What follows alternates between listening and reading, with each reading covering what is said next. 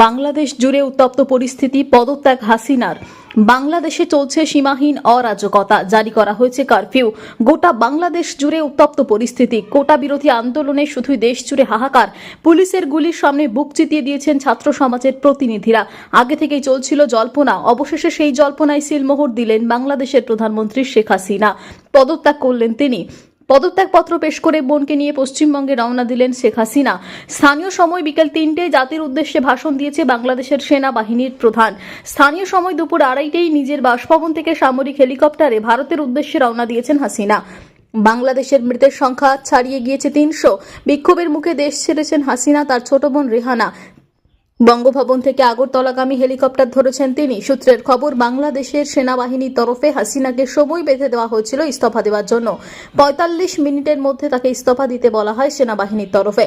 আগুন জ্বলছে, যদিও প্রধানমন্ত্রী পদে অনড় ছিলেন হাসিনা, তিনি সরবেন না বলে স্পষ্ট জানিয়ে দেন। কিন্তু সেনাবাহিনী এবং দেশের আমরা একটা ঘরে ঢুকতেছি, পদত্যাগ করলেন তিনি। আমরা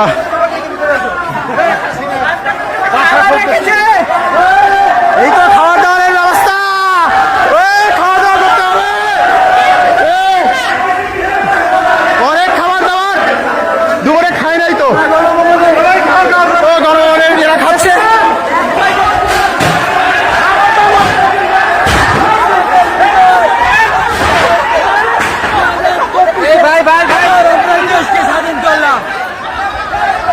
মানুষজন কিছু বললে কেউ কিছু শুনতেছে না। পুরা ভিতরে গণভবনের ভিতরে এতদিন অনেক নির্যাতন। ভাঙেন না, ভাঙেন না, ভাঙেন না, ভাঙেন না, এই ফাঁসিবাদে মানুষজনকে ঠেকানো যাচ্ছে না। না, থাক থাক,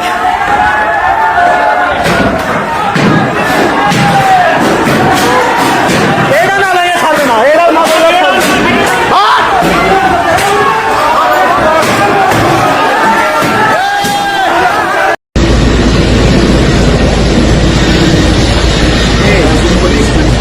পাইছি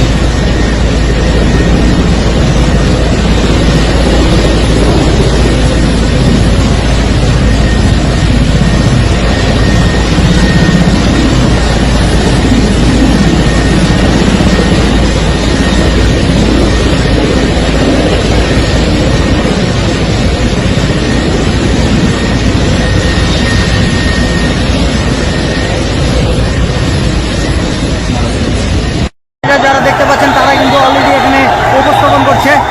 আর ওই যে দূরে দেখতে পাচ্ছেন ওইখানে কিন্তু বাংলাদেশ সেনাবাহিনী কিন্তু বাংলাদেশ সেনাবাহিনী কিন্তু আটক করে রেখেছে।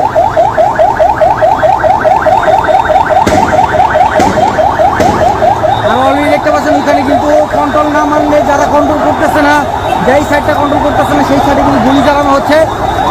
গুলি চালানো হচ্ছে যে এই কারণে যেন কন্ট্রোল রাখতে পারে। আর দেখতে পাচ্ছেন সেনাবাহিনীগুলো আরো বেশি, আরো অনেক বেশি সেনাবাহিনীগুলো মোতায়েন করা হয়েছে। চারদিকে এদিকে দেখতে পাচ্ছেন প্রচুর পরিমাণ উল্লাস চলতেছে। সবাই কিন্তু দেখাচ্ছে কিছুমাত্র একটা সেলুট দেখে সেনাবাহিনী সরকারকে তারা চাচ্ছে যেন হচ্ছে বাংলাদেশ সরকার যেন এখন নতুন সরকার হয় হলো সেনাবাহিনী সরকার। সবার একটাই ঘোষণা,